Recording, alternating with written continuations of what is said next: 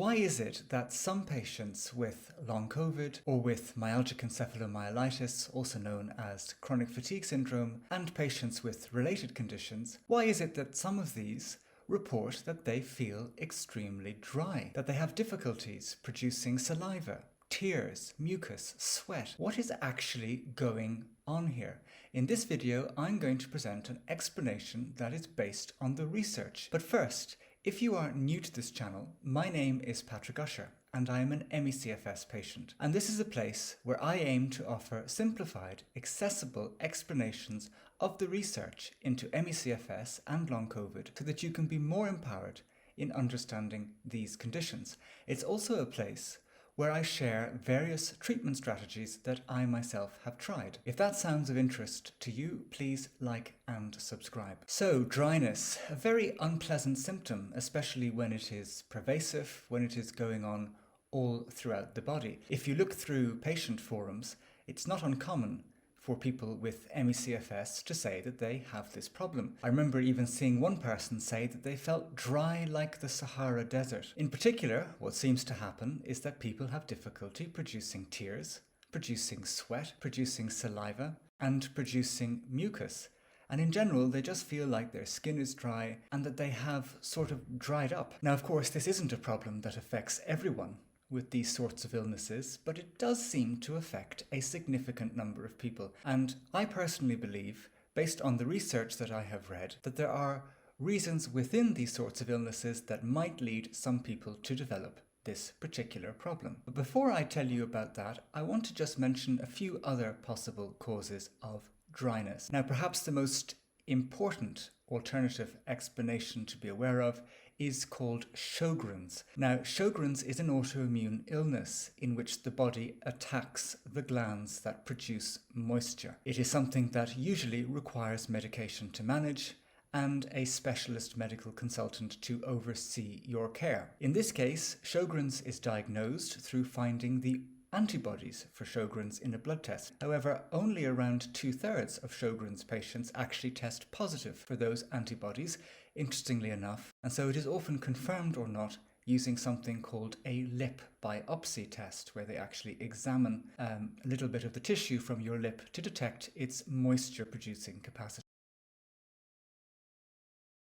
Now, there can be other serious medical conditions that can cause dryness. One of them is called autoimmune autonomic ganglionopathy. And this is an autoimmune problem that affects the ganglion nerves in the body and can produce what is called global anhidrosis, or a situation where globally throughout the body you're not sweating. That's anhidrosis, a lack of water or moisture. And this can really actually affect nearly all of the body. And again, it's something that requires a diagnosis through a specialist who is familiar with such a problem, as well as appropriate treatment and management. Finally, before I get into the research in relation to ME-CFS, another problem is, of course, hypothyroidism. If you are hypothyroid, your metabolism is slowing down, and this tends to create dry skin and difficulties sweating. So sometimes people may simply need to have some sort of thyroid treatment if hypothyroidism is found, whether that involves more standard hypothyroidism,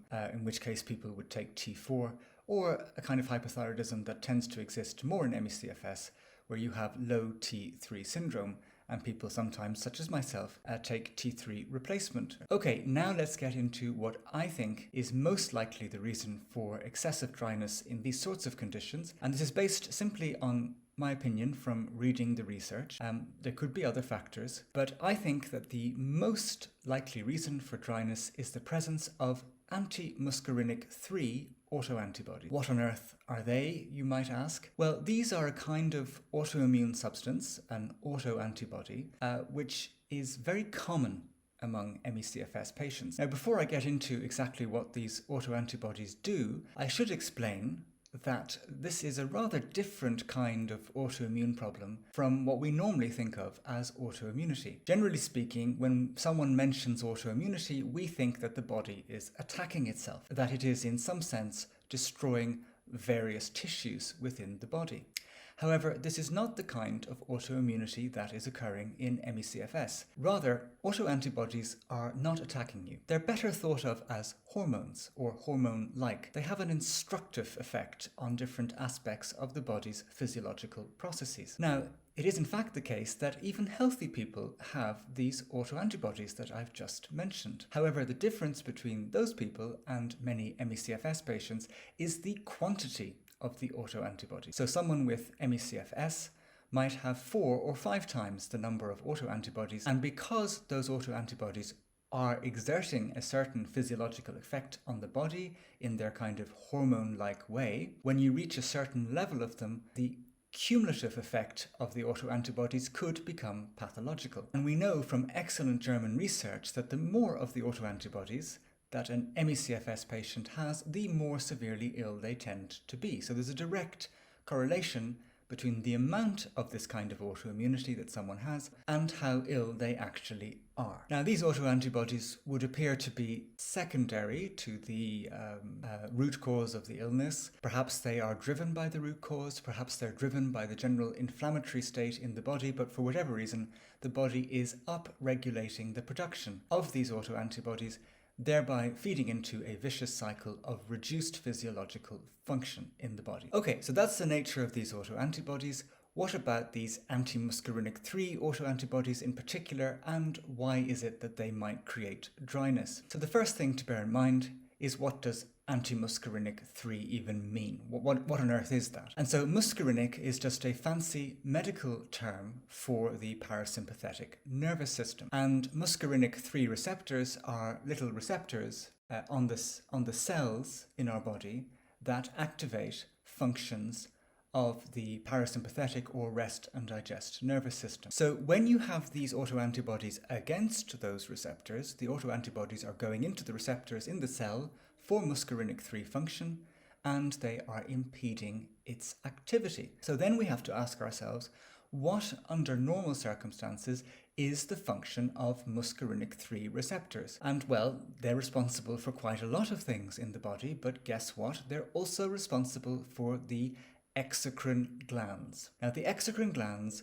are the glands in the body that produce moisture. They're found in your tear ducts. They're found in your mouth to produce saliva. They create mucus. They create sweat. They even create secretions within your stomach, for example, in your liver and pancreas, with the production of bile. They're also responsible for secretions in the hair. And finally, they're also responsible for various secretions in more intimate parts of the body. So if you have these anti-muscarinic 3 autoantibodies, they will be impeding the function of these receptors and thereby reducing the creation of moisture. This, I believe, is potentially the most robust explanation for why it is that patients with ME-CFS and Long Covid can develop such a feeling of dryness, so that they do indeed feel like the Sahara Desert. Now, very interestingly, you remember earlier I said that in Sjogren's, only about 2/3 of patients actually have the Sjogren's antibody, and that the rest of them are diagnosed via a lip biopsy if their symptoms suggest that they're having difficulties producing moisture. What I learned from a very interesting lecture, which I link down below, is that 97% of Sjogren's patients have autoantibodies against muscarinic 3 receptors. And this begs the question, if you are an ME-CFS patient who is experiencing a lot of dryness, but you don't have the Sjogren's antibodies, but you do have the muscarinic 3 autoantibodies, then perhaps in a way, if you did go to a medical specialist, you might well end up, because of your level of dryness, with still being diagnosed with Sjogren's. In my own case, this is a problem that very much affects me, and actually I detest it. I hate feeling dry. It's not pleasant not being able to sweat normally. It's not pleasant not producing a normal amount of saliva. And it's one of the symptoms that I would actually pay a lot of money, if I could, to get rid of it. I really find it quite... it's a sort of ongoing reminder of being sick, and it's just a very unpleasant feeling when, as it were, the fluids are not flowing in the body.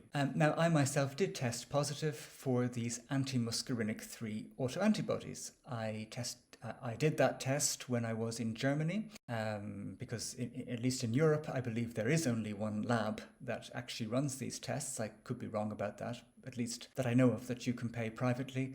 That's called Celltrend. I put a link to that down below as well, but I came back positive for these autoantibodies, which does, for me, potentially explain my symptoms of dryness. Now, in terms of treatments, this is where we get to the really bad news. Not really particularly widespread, not great options to the best of my knowledge. It is feasible that these autoantibodies could reduce over time. They do have a certain lifespan, but then it comes back to, does the body want to reduce the autoimmune process that is going on? You know, what would give the body permission to do that? I imagine it's not the easiest thing to engineer, but it is feasible that they could, F off themselves. But otherwise, there is currently in Germany a treatment called immunoabsorption, which will remove these autoantibodies in a kind of mechanical way. But that treatment, while it sometimes helps people an awful lot, it is very expensive. So it would cost about €12,500 for all the treatments that you would need. And then, we know that there is the upcoming Berlin Cures 007 treatment, which should be available next year, which also works to neutralize these kinds of autoantibodies using an infusion. And I'll put a link to their website down below. But, that could be something that perhaps would be more cost effective in the future that could help with this sort of problem.